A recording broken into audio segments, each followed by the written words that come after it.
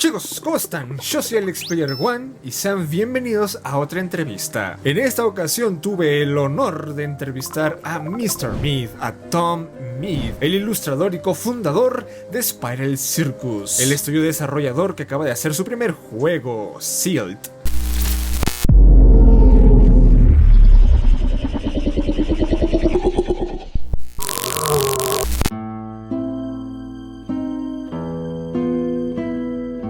Así que bueno, espero lo disfruten, hay mucho por descubrir en cuanto a cómo se desarrolló este juego, las inspiraciones y motivaciones de él como artista, así que espero que lo disfruten muchísimo. Y aparte de que hay un apartado de entrevistas para que puedan ver todas, también creé un apartado artístico, o sea una lista de reproducción de solo arte en videojuegos nueva para que ustedes vayan a ver por ahí, que he metido videos que ya he hecho que les van a encantar a ustedes, dibujantes, artistas, pintores. Así que bueno, sin más que añadir, comencemos.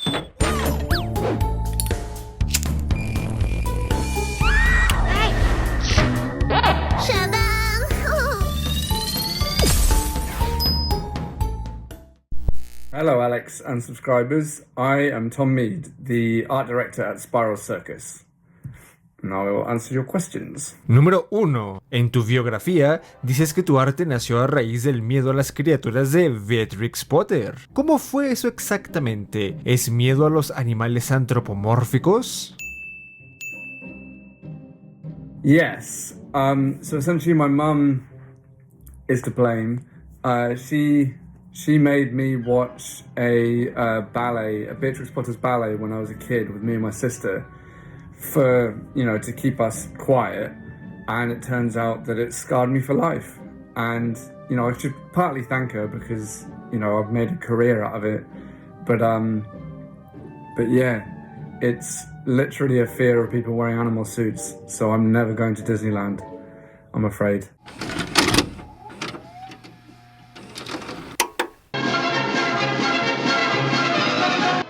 The blinking owl. Peter Rabbit and his friends were our friends. The cunning fox who had his eye on Jemima Puddle Duck for his dinner. Cuéntenme en los comentarios a quién más le aterran estas escenas. En lo personal, soy muy fan de ALEXX Player, pero esto sí me causa bastante cosa, como que se mueven muy extrañas las botargas de una manera muy humanoide y la verdad a mí sí me da cosa.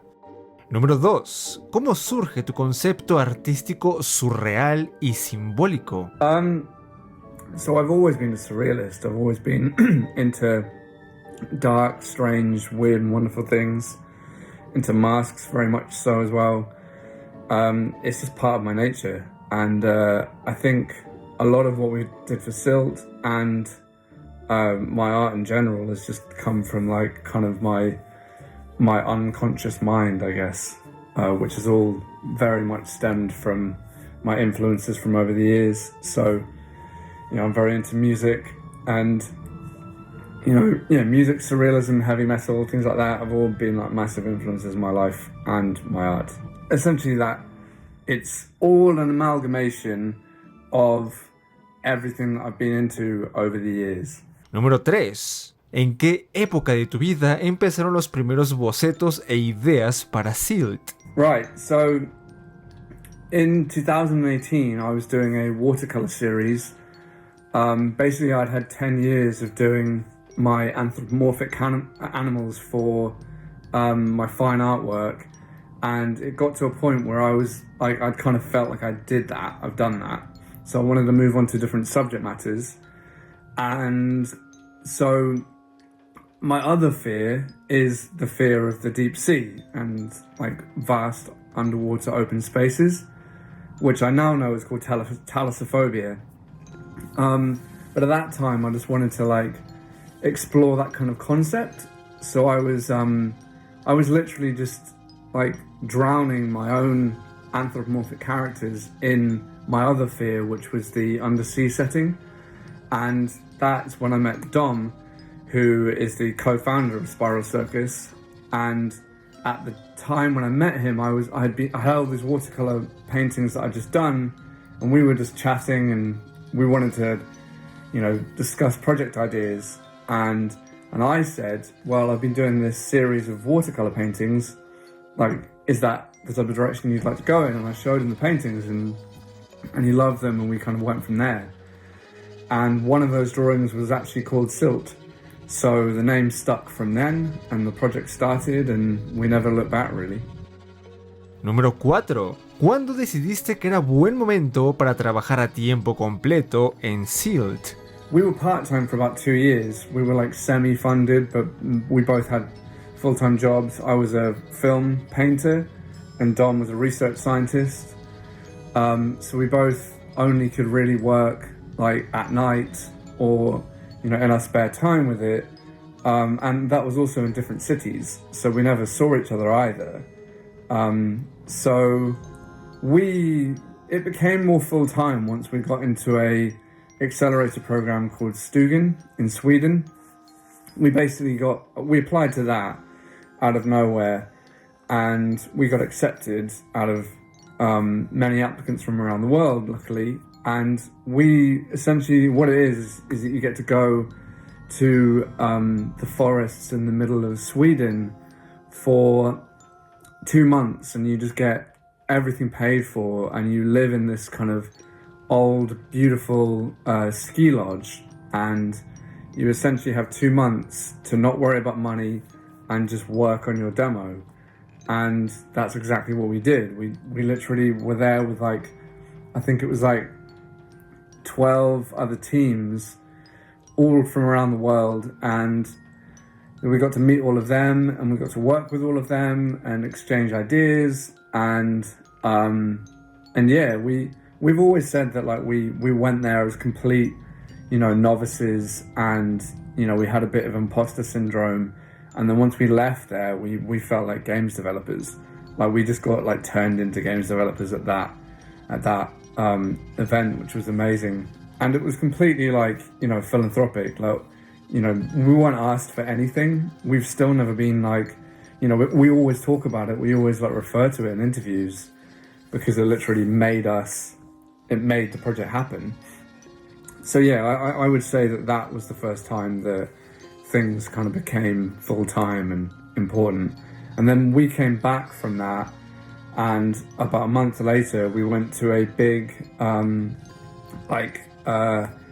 finance fair. It was called the Games Finance Market in which was part of the London Games Festival. And we went there with the demo that we'd made in Sweden, and we essentially pitched that to loads of different investors and publishers in London. And we got very lucky that one of them happened to be the publisher that we now still have, and Firestone Games like picked us up. They were sold out software then. They picked us up, and yeah, we've been funded ever since. So we both quit our day jobs and became full-time games developers, which was a dream come true for both of us. So yeah, that was when it all happened, really. Número 5. ¿Cómo lograste que los entornos se vieran y sintieran tan orgánicos? Porque en momentos me siento en un enorme dibujo. Well, thank you. I'm glad you like all the scenes and the drawings. I basically I had like a certain idea of what I wanted, but essentially I was drawing what I was interested in. I was like, you know, semi-piecing together like the whys and whos and hows of things, but a lot of it was very intuitive. It was like, you know, I wasn't necessarily thinking that much about it. I just wanted to like draw, you know, say hypothetically I wanted to draw a forest scene, then I was just doing my research and working out like what would be the most beneficial like look for that. And yeah, it just happened, really. I know it's a bit of a lame answer to say that it just happened, but it really did. I just think that, you know, obviously there's a lot of research that went into each area. I definitely like studied like, you know, different rock types, different tree types. The first level I was like researching loads of like kind of operation pictures and loads of like internal organs and trying to find the kind of general shapes for things like that. So that's definitely how that became so organic. But yeah, it's essentially, they are huge drawings. Like the method that we did for making it was exactly that. They're basically giant Photoshop drawings. So, you know, I'm glad you think that, because that's exactly what our intention was. Número 6. ¿Cuál fue el mayor desafío al que te enfrentaste como ilustrador en SILT? Well, there was a lot of challenges, really. I think basically everything's challenging in games development. I would say that the most challenging thing for me was actually working with other people, because for the past 10, 15 years, I was always working on my own. So, you know, for me to suddenly have a admittedly small team, but a team around me was a challenge, because I had to like communicate my ideas properly, work out how to like get those ideas across to people so that they would be able to interpret them in the way that I wanted them to, which was a challenge. It was a big challenge. But also we didn't want to like micromanage people too much. So we always wanted to like give them their own flair of things. So I had to like take a little bit of a step back every now and then to allow that to happen, because otherwise, I didn't want to be a dictator about it. So that was a big learning curve, to like work out how to like basically work with a team. There was tons of other challenges, like art challenges that we had, like working out how to cross-hatch an entire game was certainly a challenge. In the end, it was just like something that wasn't really possible, and we managed to instead work out a way of like kind of simplifying the textures enough so that they looked like my work, but without having to literally cross-hatch everything. I think that was definitely a good call to do that. So yeah, that was massively challenging. But yeah, as I said, really, like everything was a challenge. Número 7. Sabemos que las ideas cambian constantemente en el proceso de llegar al producto final. Así que, ¿hay algunas ideas descartadas que quisieras compartir con nosotros? I mean, there are many ideas that got discarded, of course, yeah. I mean, really, a lot of the ideas that were discarded were ones that were just, like, unfeasible, like, time and money-wise. Like, I'm quite kind of epic with my ideas. I tend to go very, like, grandiose and big. So, a lot of the times, those ideas were just, like, ridiculously hard to achieve with a team of 4. So, we had to can them. Like, I had a whole, like, world-sized monster that I wanted to get in there, that the diver, like, rode and stuff like that. But it was just completely, like, unfeasible. So yeah, that's one of them. And there's a ton of other ideas that I had of like screaming banshees and, you know, undersea creatures that were just like, you know, huge tentacly beasts. That's actually something that I learned along the way, is that tentacles for an animator and a programmer is like the hardest thing to do. So I learned very quickly that Dom like enforced on me to not add many tentacles to my creatures, which for me was very difficult because obviously it's undersea, so you'd expect things to have a lot of tentacles. But yeah, I got banned from designing many tentacles, which is a shame, but never mind, next time. Número 8. ¿Crear este mundo marino resultó terapéutico para tu miedo a las profundidades? No. I would definitely say that the research side of it was not therapeutic at all. It was actually quite scary to kind of literally Google Talasofobia and see the types of images that really creep me out. Like, I didn't like that part. But the actual designing of it, I just treated it like drawing. So no, I don't think it really helped me at all.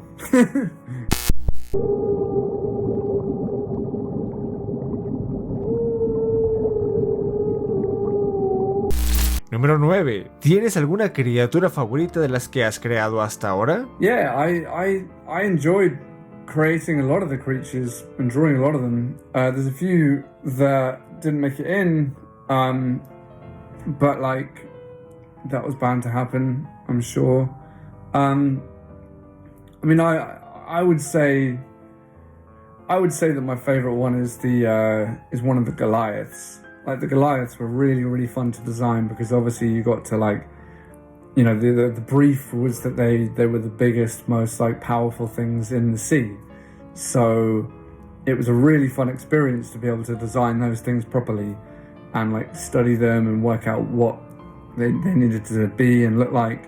My personal favorite is the Goliath crab, which is like a giant mechanical kind of mix between like, in my head I wanted it to be a bit of a mix between like a biomechanical spider crab and Howl's Moving Castle. It had kind of that aspect where it had this giant kind of garbage thing on the back of it, and that was a really fun thing to design. And that was actually one of the first creatures that I designed. And I think I just went to town with the details on it because I didn't really realize how difficult a lot of those details would be to implement. But luckily, it all worked out.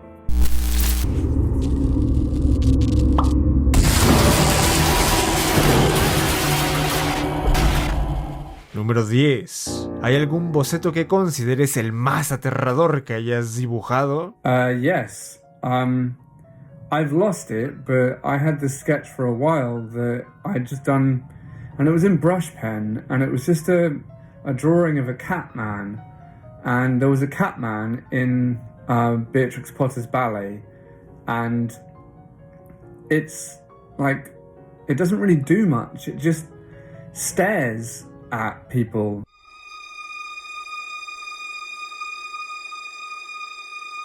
And honestly, that character has inspired a lot of my drawings. And so I would say that, yeah, the Catman drawing that I did many, many years ago, that's by far the scariest one. By the way, it was only about this big. It was a tiny little drawing, and it was a quick little brush pen sketch, but it just looked like terrifying.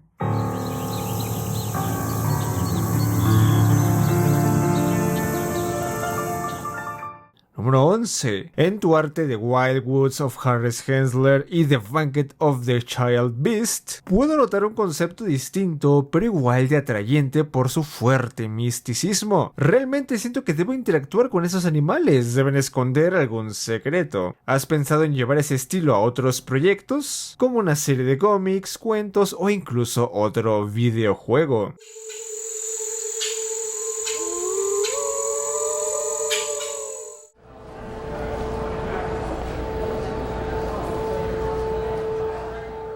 Yeah, definitely. To be honest, like a lot of those drawings from years ago, I was drawing them with like more of a narrative in mind.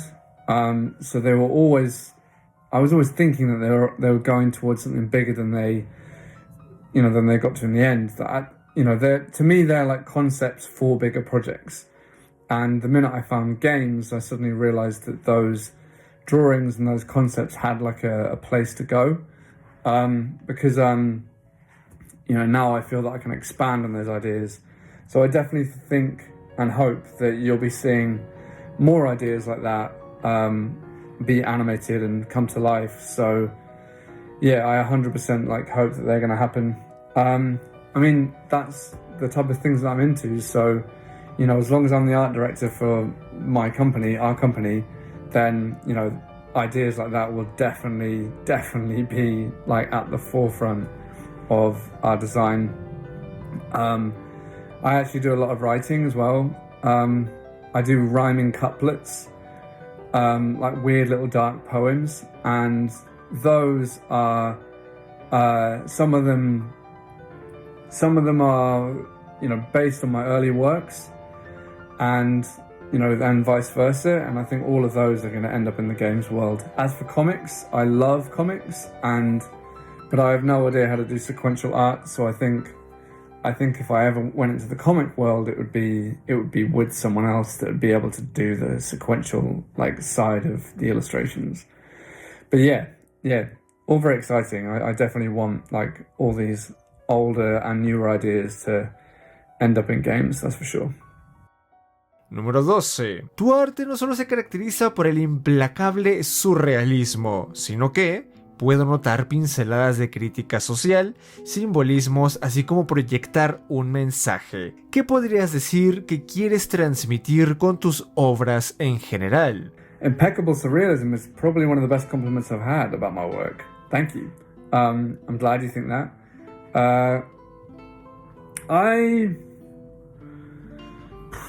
What would you say I want to convey? I mean, to be honest, I'm like learning about it myself.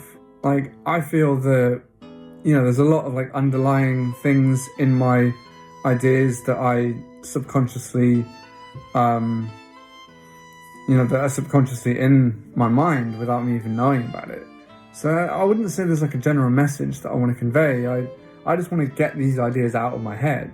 And once they're out of my head and on paper is when I kind of piece together what they're about, or like, you know, what they could be about, or whether there's a narrative thread to build on or anything like that.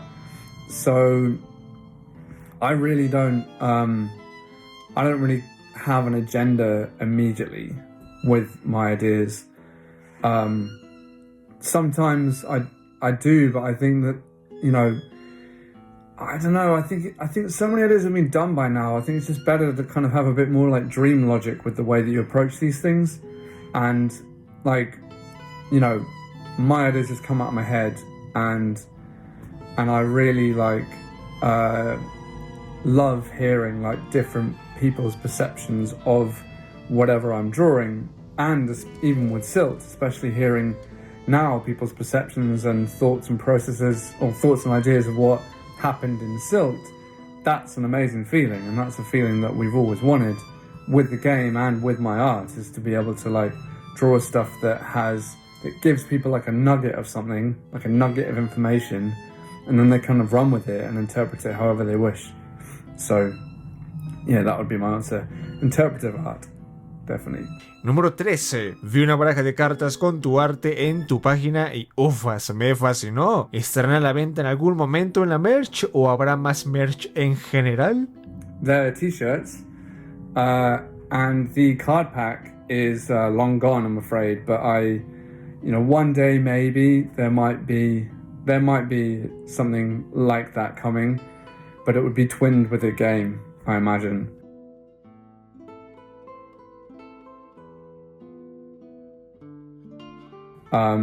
That was many years ago for Antlers Gallery, that's actually when I first started my fine art career. And it was a great project and it went really well, and I've never really wanted to expand on it yet, but I've been asked about it a lot over the years, so I am leaning towards doing something for it one day, definitely. Hopefully it goes all okay, and thanks very much. It was nice to read your questions, and they were good questions. Lovely. Take care. Goodbye, everyone. Thank you very much. Bye-bye.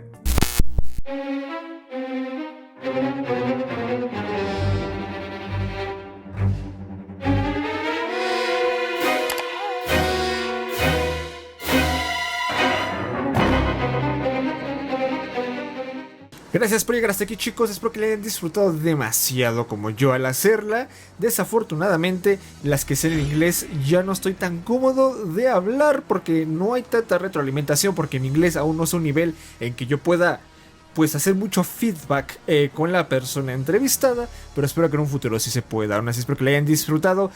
No olviden ver la entrevista con Natalia Martinson. Y yo soy Alex y nos vemos en la próxima. Buenas noches.